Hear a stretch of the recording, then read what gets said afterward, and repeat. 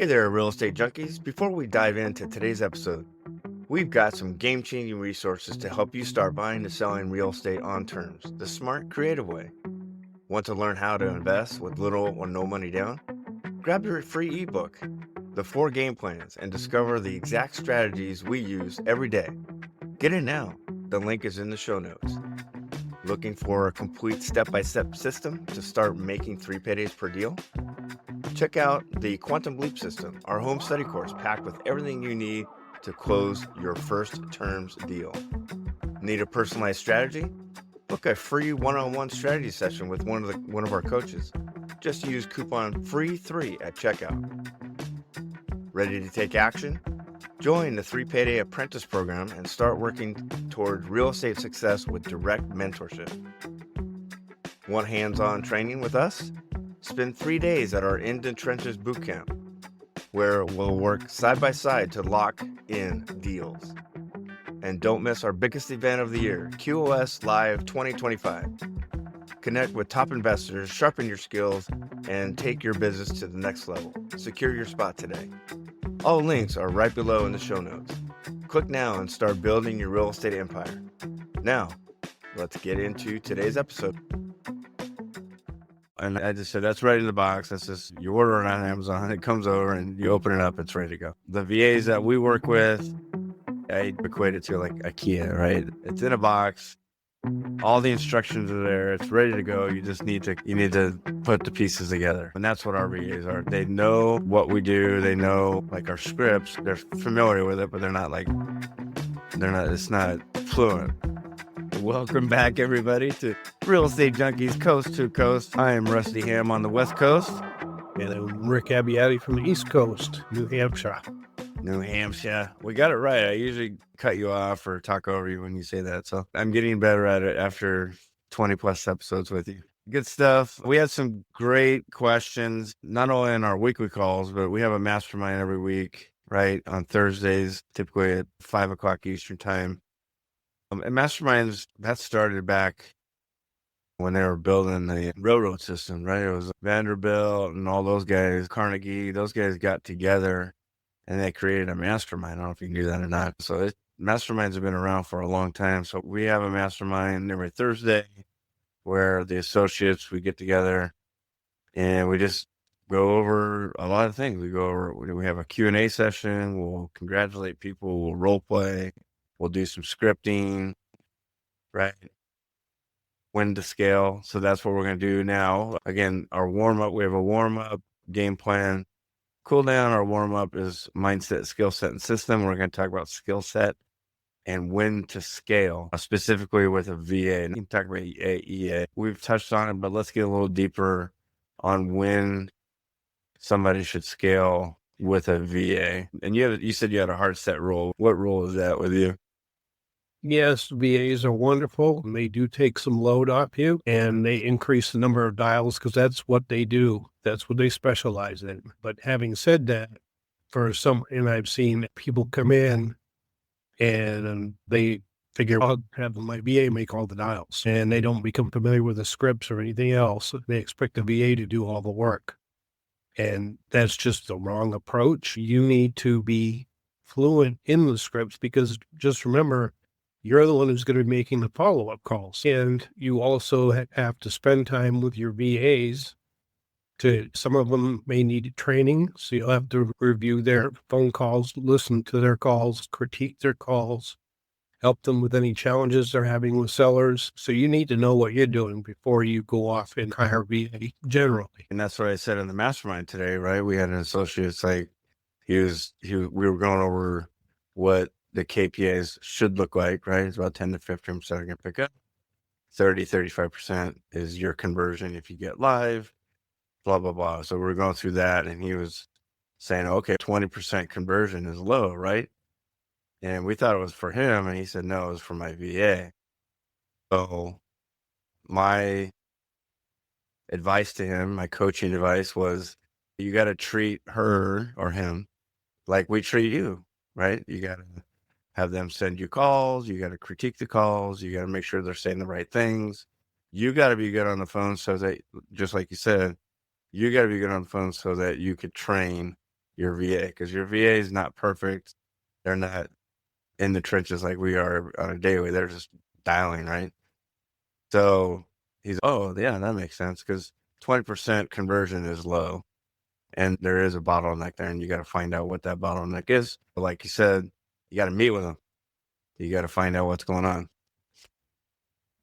I know my VAs, so I've got 2 VAs, and they're constantly talking about any bottlenecks they're having, any challenges that they're having. Occasionally, what I did last week is I said, when you get a hard no, and you want me to critique the call to see if you could have said anything different, go ahead and put that in Weave Slack as well.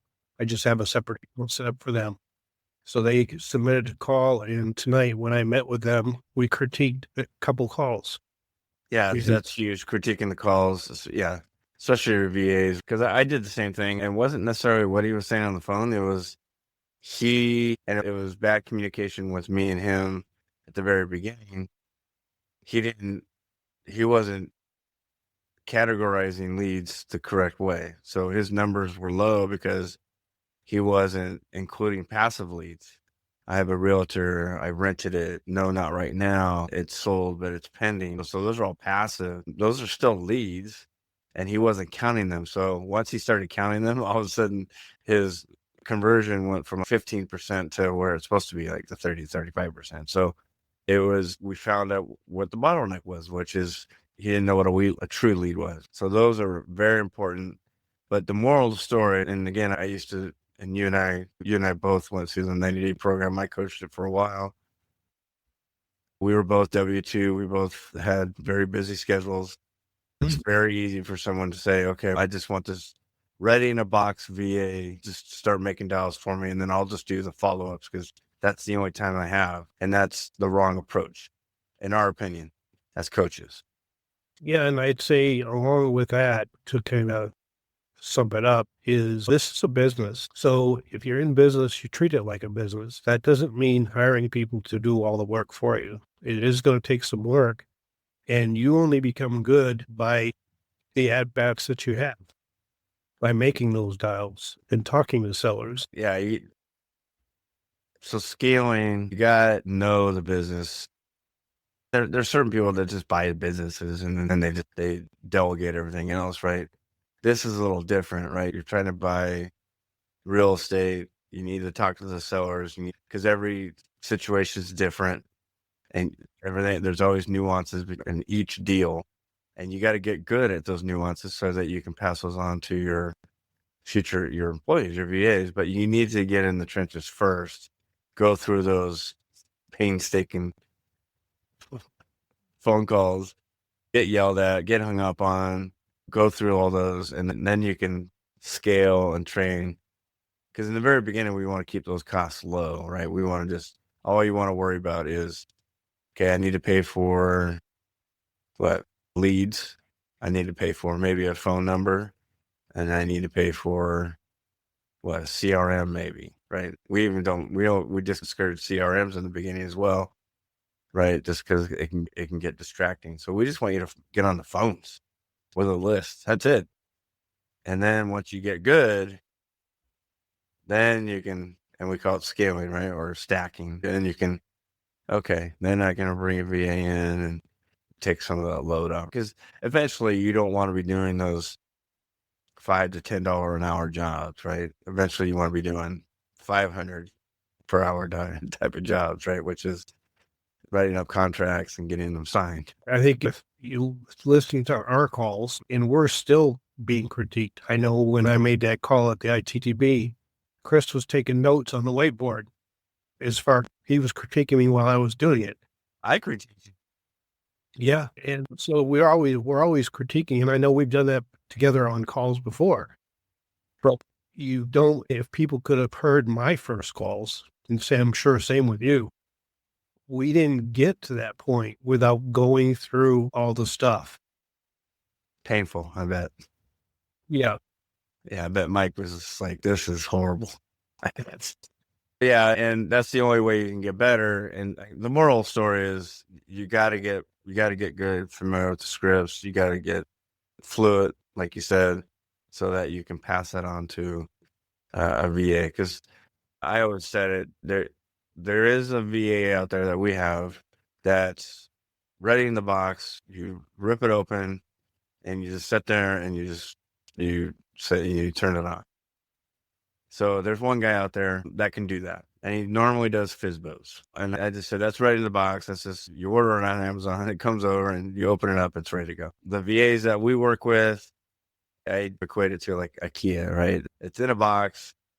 All the instructions are there. It's ready to go. You need to put the pieces together. And that's what our VAs are. They know what we do. They know like our scripts. They're familiar with it, but it's not fluent. They seem robotic at times. You probably heard many of the VA calls robotic and salesy in a sense. Yeah. And with mine, Angela has been with me now for going on 3 years. And for probably the first 6 months, I could tell it was very scripted. And when I got to know her more personally, and I said, Angela, talk to the seller like you're talking to me or a neighbor or a friend. And she did it immediately and everything changed. Yeah. But that was through listening to her calls. And we tell the associates, talk to the sellers like you're talking to your neighbor. And your neighbor just put up a house for sale and you walk by with your dog and you say, oh, what's going on? And where are you guys headed? Just having a normal conversation. And people get so nervous. We were both nervous, right, when we first started. It's understandable. But then after a while, it's like, I didn't die. I didn't fall over. They yelled at me and they cussed me out. So what? You just move on, right? yeah. Yeah. It's very important that you hop on the phones first, get familiar, get fluent, and then you can get a VA. So you can train those VAs. Let's move over to another topic that we had on the mastermind today, which was buying homes subject to or owner financing. And then, because our exit strategy most of the time is rent to own, right? So we get this house under contract, a taking, as we say, and then we find a rent to own buyer. We get a non-refundable down payment. We get cash flow. We get the principal pay down if there is any, and then we get a premium. That's how we make our money. We don't make our money on the seller side. We make it up on the buyer side. Talk about transitioning those rent to own buyers and then transition into maybe we sell or finance them and now we become the bank. And with the challenges with the high interest rates and tough banking criteria and whatnot, or lending criteria, you have a tenant buyer that has been in your property for, let's say, a year or two. They've been paying on time every month. And your situation, how you structured it with a seller, whether it's a straight sub two, which is great, or a sub two with an owner finance where there's equity due to the seller. And let's say you have a 4-year balloon with the seller and subject to the original mortgage is long-term. So you could pay that seller off and you could finance your buyer, or you could finance your buyer and continue paying the seller and the mortgage through the seller, through it just with a wrap, right? Which is a common question, but you wouldn't do that with a seller coming into it. For the most part, you would make sure we usually look for 20% down with consistent on-time payment for at least a year. And then it basically makes your deal a long-term deal. More lucrative too, because typically a rent-to-own buyer is going to cash us out in 24 months, 18 to 24, right? But that's not always the case. We do have a high success rate, but for example, I have one that they didn't fulfill their option. So I'm going to pivot on that one. But what you're saying is we get this rent-to-own buyer, they put a non-refundable down payment. Usually it's 3 to 10% for us. Let's say hypothetically they get to 10%, they're paying on time. They're not calling us because they're buyers. So we check in every 6 months and we look and house is in pristine condition. Okay, these are the buyers that we may be able to pivot and shift to. Okay, instead of you guys going through the process of finding a lender, why don't we just do it for you? And so we agree on terms with them. We charge them 10% more, right? We want to get them to 20%. Once they do that, then the title is going to transfer to them. We charge them an interest rate like they would if they were to the bank. And then, like you said, if the seller is a sub 2 and has no equity, it's perfect. That's because that's an infinite. We don't owe the seller anything. The problem arises when the seller has an equity piece. In my case, I owe the seller $260,000. Technically or hypothetically, I could seller finance, and I would have to wrap that $260,000 in equity. Title would transfer to the future buyer, correct? That's what sub 2 with owner financing. A lot of our owner financing contracts are minimum 60 months. So you could right away after a year, seller finance the buyer, and then they would eventually, in order to cash everybody out, they would have to get a traditional loan and cash everybody out at some point. They would refinance the house with a traditional lender and cash everybody out. And I remember I had one seller I was talking to that they were open to a 12-year owner financing term, and they did not want it cashed out before 10 years at the minimum, which was a perfect situation to finance the tenant buyer, because they're going to go 10 years and then they'll refinance. Yeah, and somebody typically in interest rates now are still fairly high, but there's peaks and valleys with interest rates. Sometimes they drop, sometimes they go pretty high. It's probably going to level out or probably 5.5 at some point. And then we're going to be, when we sell or finance it to a future tenant buyer, we're going to be up in the 7, 8, 9% range. So at some point, they're going to want to refinance out of that percent to get a traditional loan at a lower percent, just like any that you have. It is beneficial to the buyer. They don't have to go through the bank. If they want to refinance this, if they want to refinance this out, they would have to go through a bank. Yeah, good stuff. So we didn't want to dive too deep into the wrap mortgages because it can get fairly complicated. It is an exit strategy. So the moral of the story on this is there's not one way that we exit. Now, we start out one way, which is the rent to own, and that's usually 18 to 24 months. It's predictable for us. We can predict, okay, if I get this contract here and I get a tenant buyer here, I'm expected to make X amount in 18 to 24 months. So it's predictable.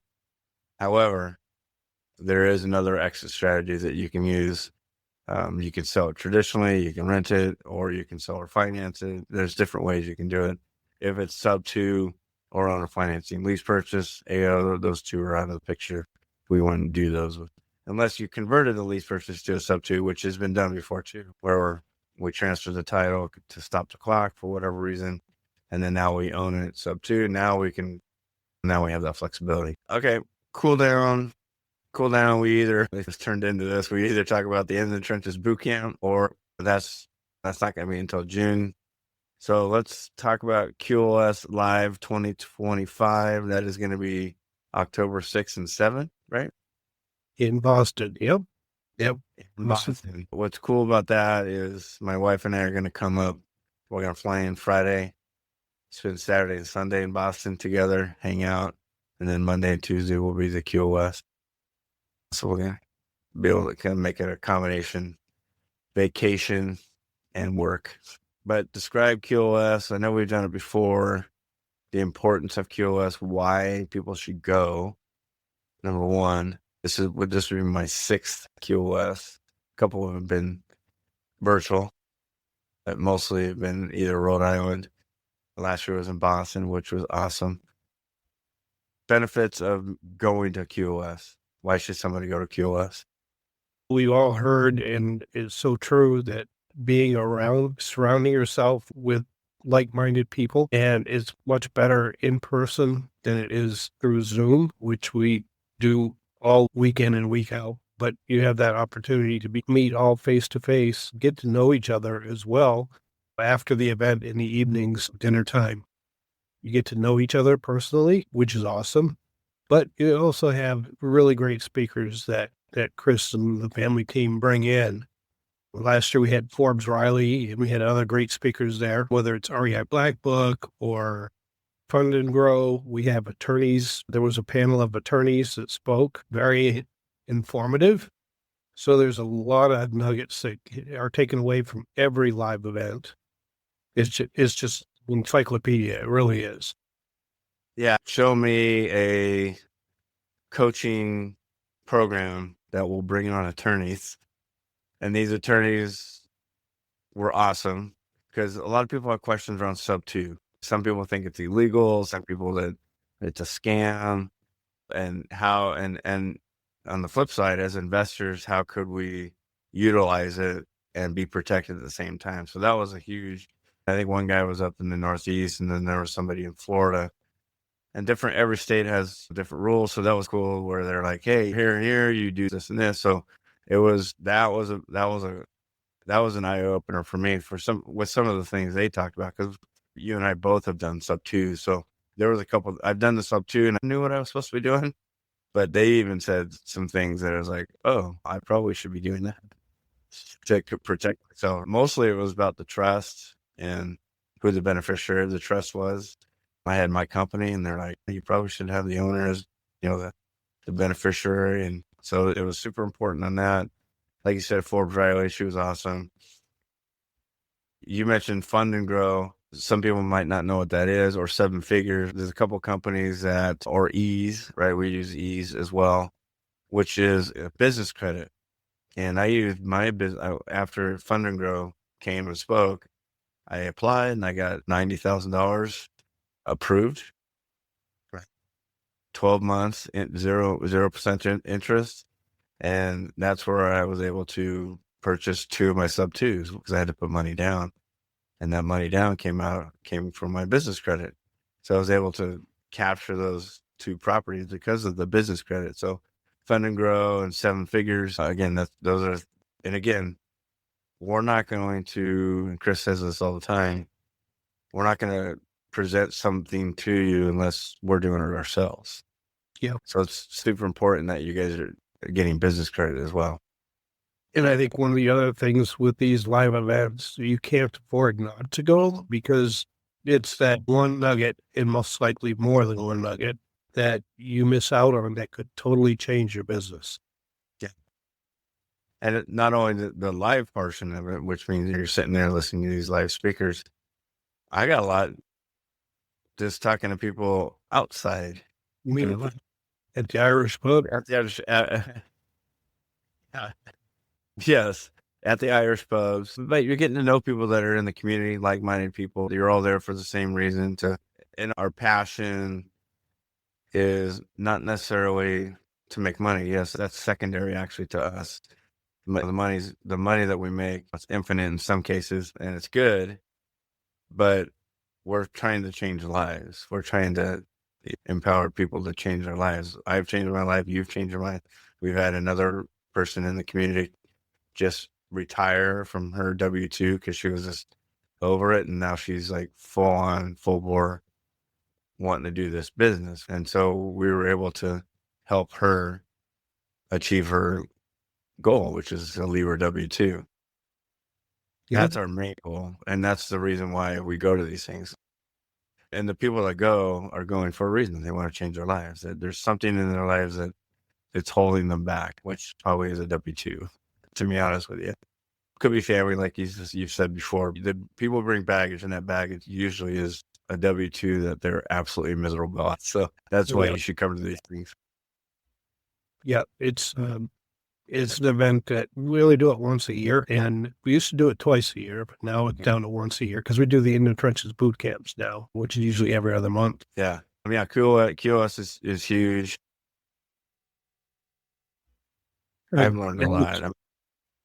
Now that you mentioned it, the In the Trenches boot camp, this last one, Rusty, and you and I were both at it. How many deals did we come out of that with? Oh, man. We had 1 taken under contract, and then 4 or 5 offers sent out, and we're still negotiating those offers. They're not dead.